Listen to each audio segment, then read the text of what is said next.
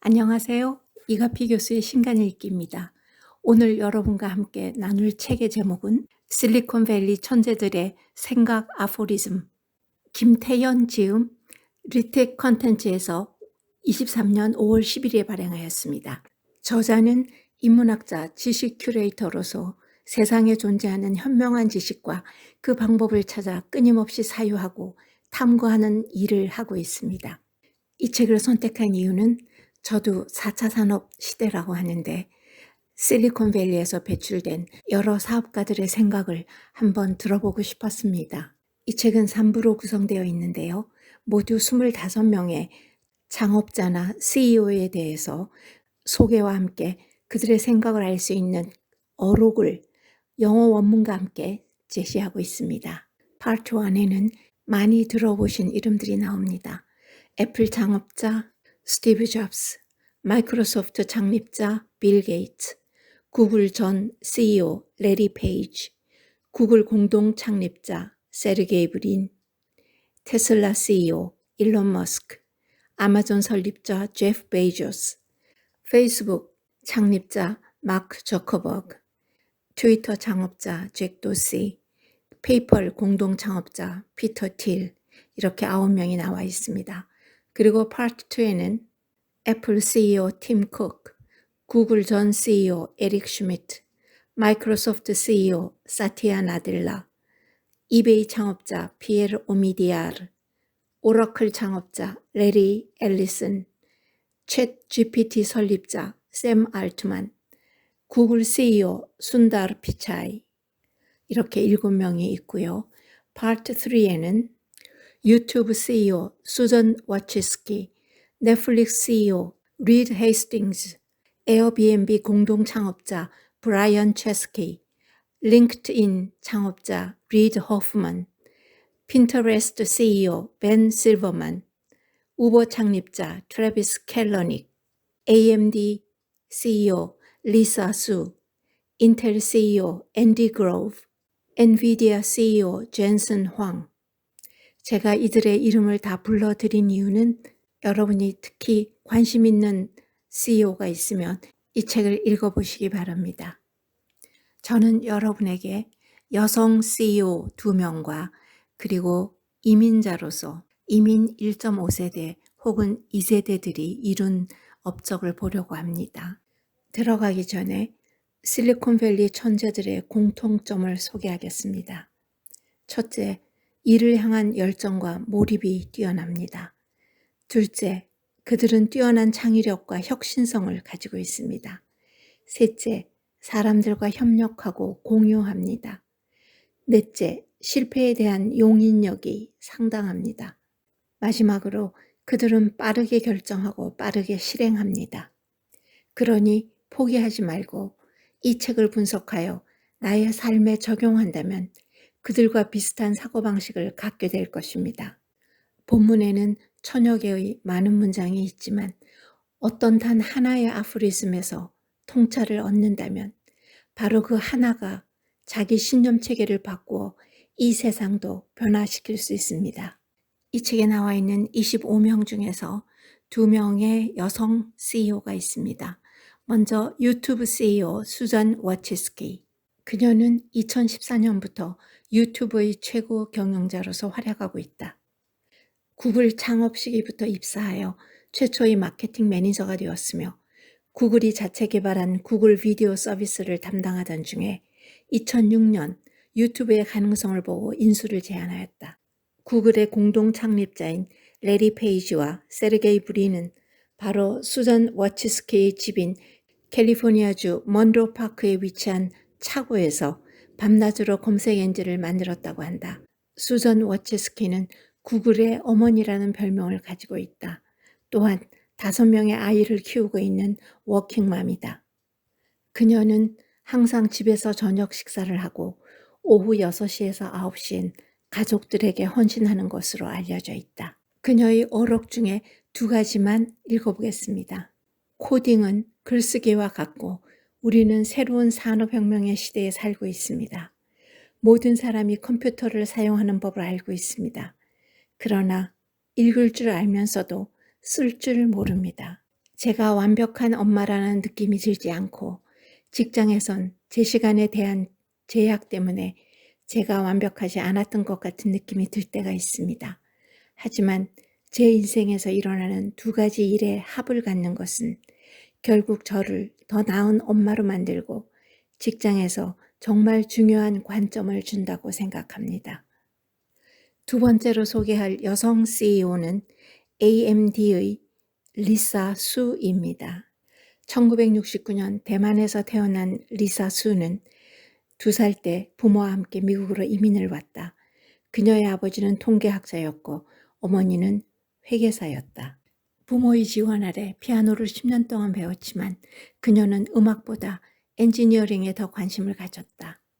MIT에서 전자공학을 전공하고 석사와 박사과정을 밟았다. 그녀가 2011년 AMD에 입사했을 때 그 회사는 CPU 아키텍처의 개발 실패로 풍전등화와 같은 상황에 있었지만 그녀는 2014년 부사장에 취임한 후 어정쩡한 성능을 보이던 APU를 마이크로소프트와 소니의 비디오 게임기에 제공한다는 아이디어를 실행해서 회사를 구해내었다. 이러한 경영 성과로 부사장에 취임한 지 1년도 되지 않아 CEO로 취임하게 된다. 그녀의 어록 중에 한두 개 소개하겠습니다. CEO에게 가장 중요한 것 중 하나는 고립되지 않는 것입니다. 살면서 실수할 수는 있지만 실수를 통해 교훈을 얻으면 그것은 과정일 뿐 실패가 아닙니다. 하지만 실수에서 더 나아가지 못한다면 그것은 실패입니다. 다음으로는 이민자에 속하는 CEO들을 소개하겠습니다. 마이크로소프트 CEO 사티아 나델라입니다. 많은 사람이 마이크로소프트 하면 빌 게이츠를 떠올린다. 하지만 마이크로소프트에 새 영혼을 불어넣었다고 평가받는 사티아 나델라에게 주목할 필요가 있다. 빌 게이츠가 이 회사를 떠난 이후 이 회사는 한동안 애플과 구글 등에 밀려서 큰 어려움을 겪었다. 윈도우 판매에만 의존하다가 모바일 시장에 적응하지 못했기 때문이다. 이때 등장한 사티아 나델라는 마이크로소프트를 다시 부흥시킨 인물이다. 이 회사의 세 번째 CEO가 된 그는 1992년 입사하여 컴퓨팅 플랫폼, 개발자 도구, 그리고 클라우드 서비스에 대한 업무를 주로 맡았으며 클라우드 엔터프라이즈 그룹을 이끌었다. 2014년에 스티브 발머가 경영부진 악화로 일선에서 물러나며 최고 경영자로 임명된 이후 그는 OS에 의존했던 사업 모델에서 모바일 클라우드 기업으로 성공적인 체질 개선에 성공했다는 평가를 받는다. 이후 마이크로소프트는 3년 만에 구글의 모기업인 알파벳의 시가총액을 뛰어넘으며 세계를 놀라게 하였다.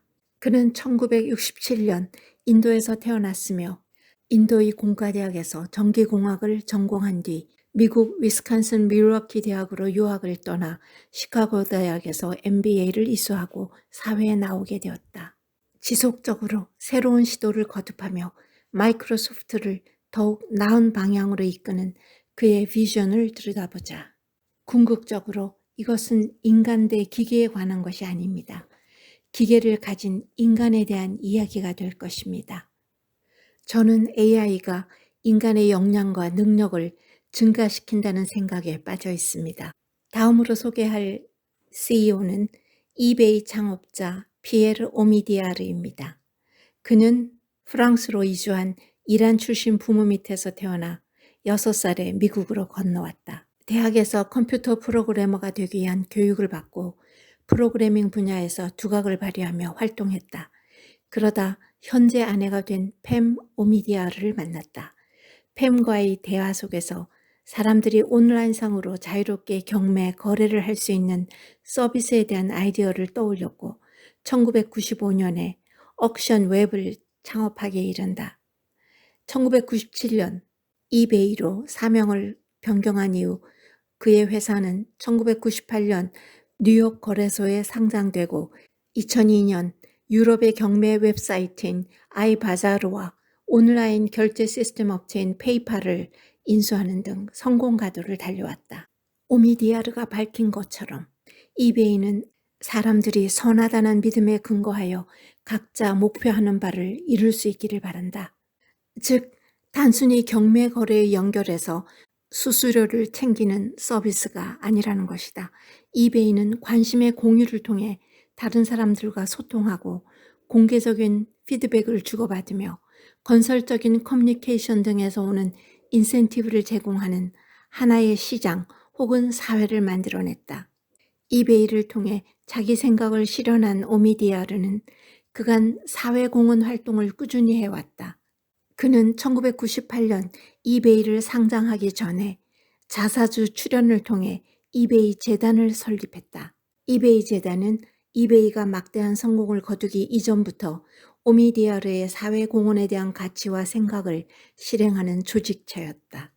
이는 비상장 기업이 자사주 출연하는 방법으로 공익재단을 설립한 최초의 사례였다. 그는 어떤 가치관을 가지고 생각을 실행했을까? 그의 말을 통해 알아보자.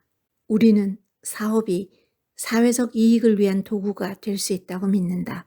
내가 이베이를 시작한 것은 단순한 호기심이었다. 사람들이 효율적인 시장에 접근하는 수단으로 인터넷을 사용할 수 있는지 확인하기 위한 일종의 실험이었다.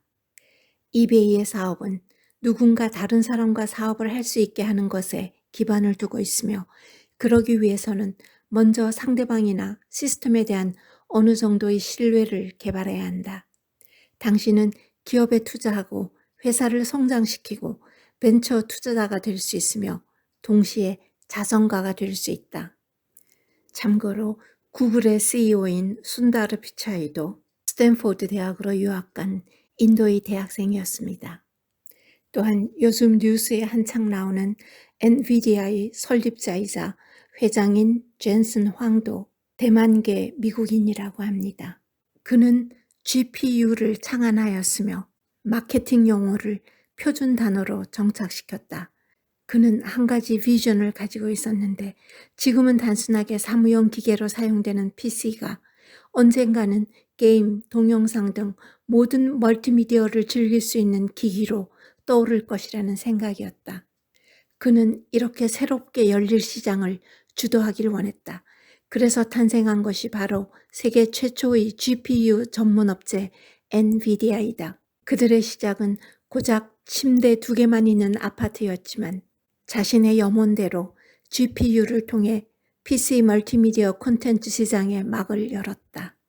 젊은 분들이 이 책을 통해서 통찰력을 얻게 되기를 바랍니다. 감사합니다.